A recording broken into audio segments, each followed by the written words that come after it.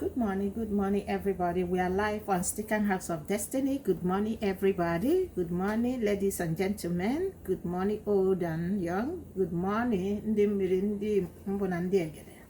Good morning, ndị ka anyị wee biri ndị gboo ekene m ọnụ. This is Stick House of Destiny, where we promote our culture and destiny, where we support what our ancestors have left for us before they departed from this world. Our aim and our objective is to continue where they stop, and our culture and tradition will never die. Ise kenekwe mon n'ọtụtụ a. Wee na-akpọ ndị mbụ na ndị egede, na-akpọ ndị gboo, na-akpọ ndị anyanwụ na-agbara. Wee na-akpọ ezumezu mmụọ niile so m.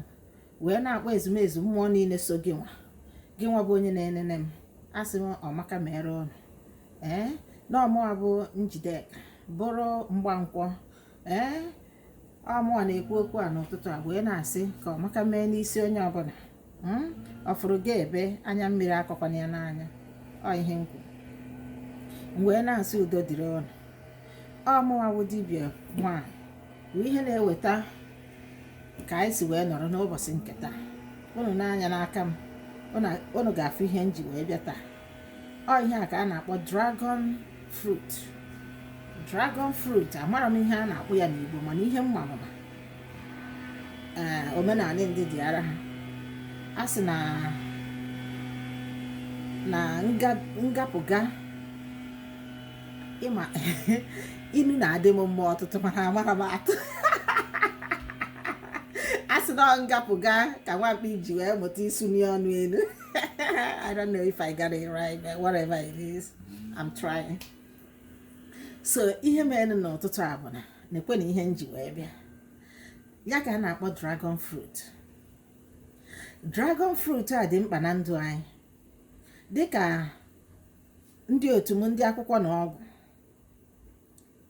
na ọgwụ anara m ọnụ ikike n'ụtụtụ a iji kọwa dragon fruit. Mkpụrụ osisi unu kere eke ọnụ awụ depatmentị na-afụ maka mgbọrọgwụ na mkpa akwụkwọ anara m ọnụ ike, asị m ụlọ ọmaka mekwere ụlọ ka ọ dị na mbụ ka ọ dị n'izizi ka ọ ga-adịgide ruo ebighị ebi ise. So ndị be anyị, ife a bụ dragon fruit. Ọkwanụ dragon fruit a ka m wetara n'ụtụtụ a gbasara ndị anụnwa na-edetere m na inbox na afọ na-acha ha ọkụ, na ha na-enwe ulcer, especially ndị nwere ọya shuga, ma ndị ahụ ha anaghị relax. Ga gote dragon fruit. Ihe a short video, but achọrọ m ịgwa unu na ihe a miracle fruit, bụrụkwa ihe ndị oyibo na-akpọ super fruit. Super fruit bụ fruit ndị anụnwa contain all kinds of vitamins loaded in this thing forever. So ihe nji ekwu ya bụ, ọ bụrụ na ị ma ebe ị ga-ewetara m dragon fruit, gaa weta ya. Gị nwa bụ onye afọ na-achọ ọkụ, gị nwa bụ onye na-enwe ulcer, gị nwa bụ onye na-enwe like ụmụ nwoke anụnwa ọ na-abụ ha chọọ ịnyụ. Ịma na ihe Facebook community enwe some certain things ha anaghị eme ala ahụ ikwuhie. So ndị be anyị ka m na-ekwuru nke a. Ụmụ nwoke ahụ ọ na-abụ ha chọọ ịnyụ, ọ na-afịa ha ahụ, ma ọ bụ ha nyụọ ọ na-agba mmiri. This is the remedy, dragon fruit. Unu eweta dragon fruit a, ịchọkwa ibe ya ibe kacha anya, ịchọkwa iblend anya, etinyekwana sugar, etinyekwana, ị nwere ike tinyetụ obere honey, but mụa na-ata ya like this. Ihe anụnwa ifuru, ọ na-emezi arụ, ọ na-emezi skin, ọ na-emezi isi, ọ na-emezi ihe ọbụla. Ndị nwere diabetes, dragon fruit a akọ n'unu. Asị m gịnị, dragon fruit a akọ n'unu maka na ọ na-azacha arụ mmadụ, na-stabilize ya sugar level ga na-adị normalize. Amara m ihe bụ ya scale, but whatever it is, nke a anara ebuni ọbara gị enu, ọ nara ebuni sugar enu. Ihe ọ na-eme ya wee stabilize ya. So anya ka m ji asụ unu ụmụnne m na anyị nwere efu nwee mfụ, na ndị gboo kwadochara ihe niile debe ya. Chukwu okike abịa makere ihe ya niile ọ dịka ụdị ya. So ihe dị na ya bụ na ebe onye madedebe ka ọ madebe. Ọnya ka m ji sị mba na aga m akụziri ụmụnne m ihe gbasara mkpụrụ osisi a na-akpọ superfruit. Mkpụrụ osisi unu fụrụ mgbọrọgwụ ya na onwe ya bụkwa nnukwu ọgwụ infection, nnukwu ọgwụ ndị anụnwa ha na-akọwa ihe ụmụ nkanka ihe ndị anụnwa na-atacha skin na-ebute ọnya, wound, skin problems. Mgbọrọgwụ ihe a dị mma ije gwute ya, isie ya esi ṅụọ ya. Ị nwere ike ịchọzi ime ka ọ dị active like ihe ndị oyibo na-akpọ catalyst. Ihe ọ ga-awụ itinye ya wee activate ya so fast. Ihe ị ga-emeziri m bụ ije chọba mgbọrọgwụ shower shop. Ịchọta mgbọrọgwụ shower shop ahụ, ị bịa gburie ya. Igburie ya ọfụma, isikọta ya na mgbọrọgwụ ihe a, ifuga akwụkwọ ya anụ. This dragon fruit ifukwa enwekwe nke yeli ya, nwekwe nke orange, nwee nke na-acha ka akwa ma. Ịghọtago? So ihe menụ bụ na ebe onye madebe ka ọ madebe. So unu bịa weta this ihe a, unu adọkapụtacha akwụkwọ ya anụ, isie ya, ịza anya aza ka tii, were ya ṅụọ tii gị. Enwere ihe a na-etufu na ya. Ịfụrụ ya? Dragon fruit enwere ihe a na-etufu na ya. Ịbịa wepụta akwụkwọ ya anụ otu ọ dị. Ịghọtago? Chee ka m mee ya ka unu na-afụ n'anya. Ịfụrụ ya? What a beautiful thing the nature has created. Agwa m unu si unu n'okike kechara ihe ya ọma mma. Legodinu legodo anya. Ihe a bụkwa azụ ya, ababedi m inside. Ihe a ka bụ azụ ya ka m na-ewepụ. Legodi. Ị ga-afụ na this nature you see, onye nwakwa ofu onye dere akwụkwọ wee sị, he who appreciates nature is always near to God. Do you hear that? You understand that? Ọ sị na onye ọbụla na-abịakwute nature bụ ihe a Chukwu kechara eke, ma mkpụrụ osisi ma ikuku ma nta ma imo. Ife niile abụrụ ịgwọ ọgwụ. Biko na ife niile abụrụ ọgwụ. Chineke nna kechara ọgwụ dịka ndị otu mbụ ndị mmiri bụrụ arụsị mmiri. Anyị nwa bụ ọgwụ a na-agwọ anyị agwọ. Anyị nwa bụ arụsị na onwe ya a na-agwọ anyị agwọ. So ọ ihe onye kwenyere na ya, o mebere ya. Ịghọtago? Ọgwụ dị ire bụ n'ọnụ dibịa ka o si pụta. Ofe ka a nara ekwu okwu ihe gbasara ọgwụ. Ofe ka a nara ekpe ekpere. Ofe ka a nara eme ihe ọdịgide. Na ihe dị ire bụ n'ọnụ dibịa ka o si wee pụta. So onye maka m ji agwa unu, ifugo ime, ifuru ya. Ihe a ka a na-akpọ dragon fruit. Enwekwe nke na-acha otu ahụ maka iji igota ifu nke yellow ma orange. Ha ncha they are actually dragon fruit, okay? Ife nji isi ka mmebe vidio anụnwa n'Igbo bụ na ndị be anyị ajụgo m ọtụtụ oge, maka na mụnwa bụ nwaanyị dibịa ma na-practice kwa ndị otu m chọrọ ime oyibo. I wee baa na medical line na-eme oyibo nke anyị na ebe a kpọrọ gị oke ịza akụghị aka aza. Ebe ndị otu gị chọrọ ịnọ ka ị ga-anọ. Ihe nji kwute okwu a bụ gị nwa bụ onye mmiri na-eje agwọgharị nka ọgwụ unu na-agwọ.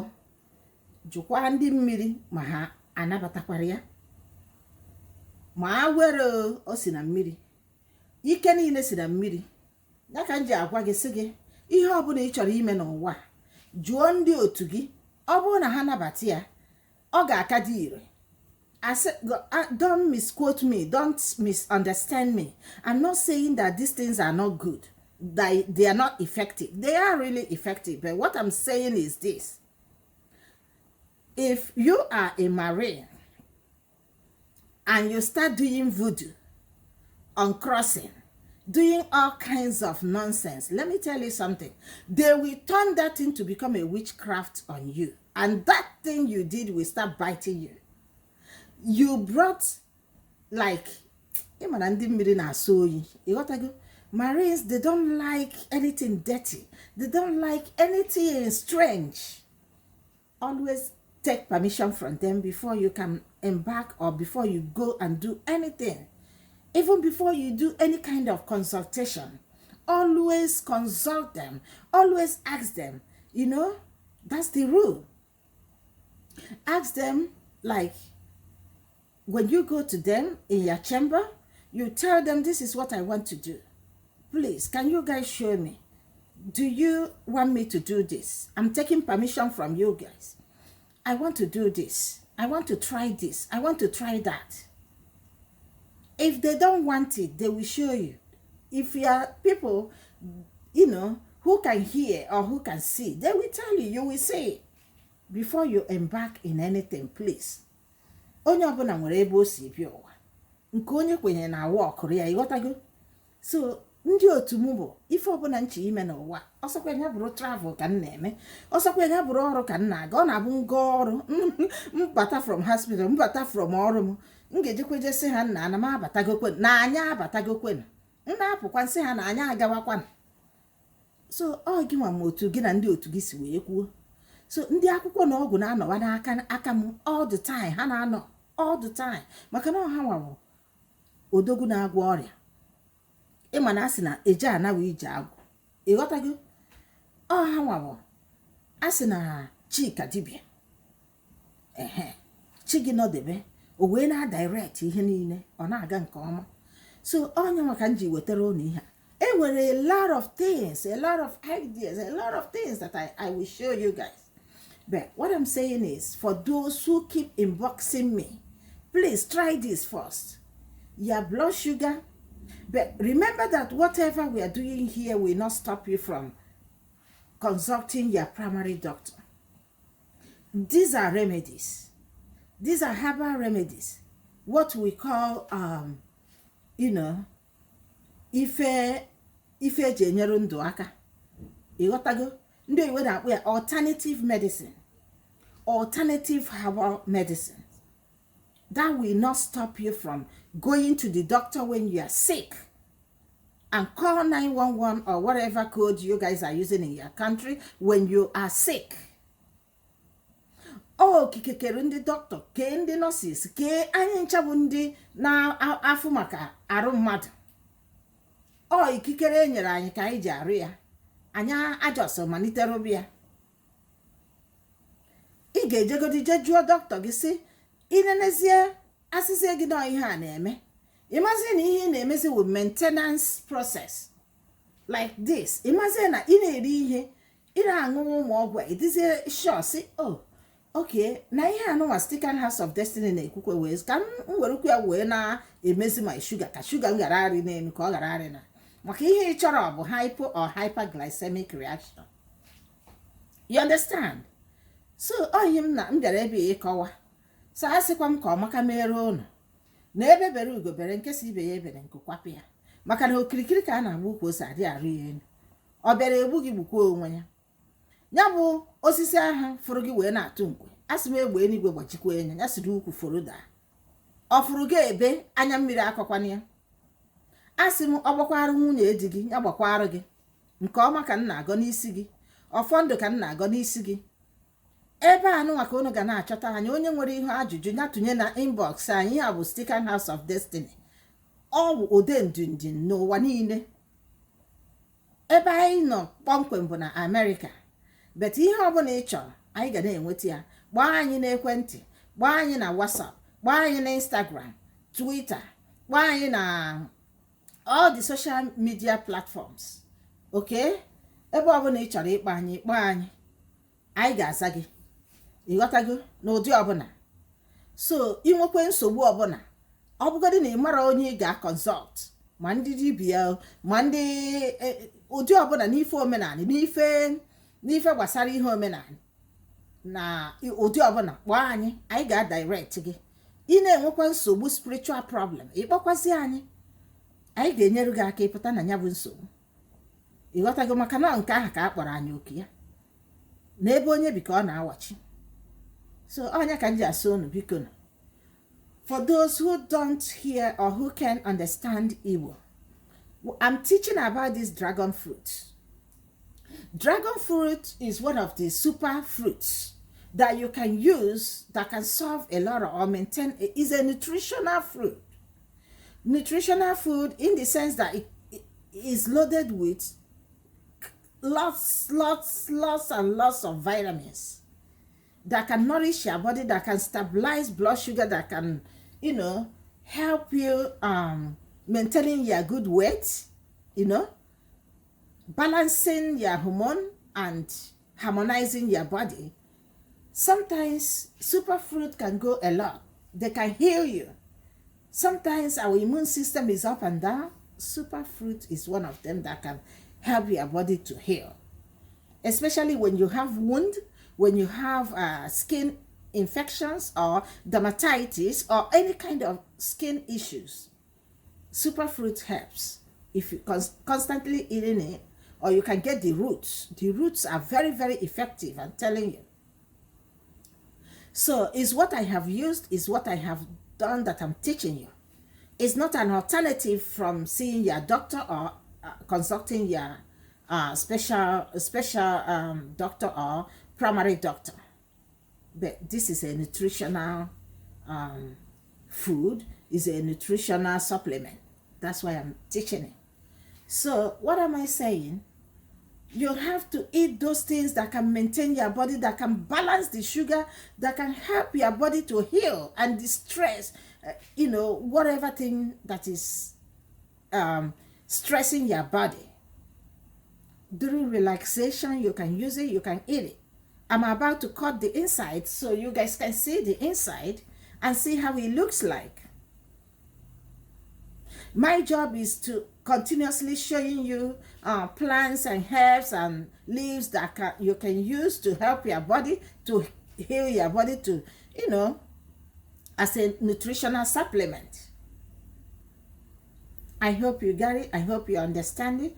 If you don't understand, you can inbox me. You can let me know. Or if you are worried about anything spiritually or emotionally, please inbox us at Sticker House of Destiny.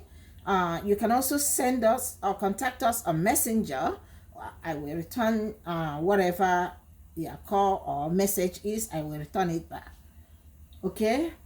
So I don't know if I'm talking to people, if I'm making sense. I want to cut it so everybody can see how the inside is. See? What a beautiful thing God has created. Just look at. Just look at. Very beautiful. Look at. You see how it's loaded with some little seeds. Look at it. This is beautiful. Even looking at it even can make you happy. Look. You see? This is super fruit. I encourage you to eat this fruit as much as you can. Eat this fruit. Okay? Oh, some people are asking me why I don't come live, why I don't do this. Why, my dear, my hands are full. I work with patients all the time. I don't have time. I work like double shifts. I'm doing the job these people call me to be doing. You need to see them. I'm doing the job. I have to help humanities. I have to heal the sick. I have to, help the poor, help the sick. I have to do the job. And I can't cut corners. I have to do it the way God has, fashioned it to be done. I'm doing my job. Make sure you're doing yours. Don't cut corners. I work everywhere. I work in the hospital. I work in the long-term care. I work everywhere. Okay? So I'm doing my own job. I can only sometimes have time to do the video, record it.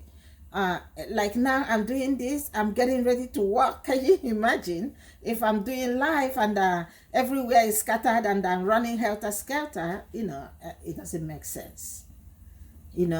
Everybody should have a job. Everybody should use the gift God has given them to help humanities, to help people who need the help. You don't keep your gift to yourself. You have to use it to serve the public. You see? I love you guys. I continue showing you what I have. I continue helping you guys. I will continue helping the humanities, and I continue doing what the nature has called me for. Mother Nature is a super natural and mystical being that When you are dealing with her, you have to be upright and you have to always, meet her halfway. Because of the law of karma, the law of karma is real.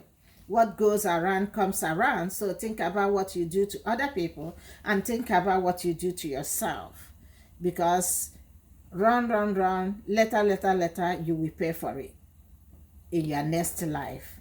Even start paying for it from here. So be careful what you do and what you do to other people. I love you guys. Bye. Stick and House of Destiny.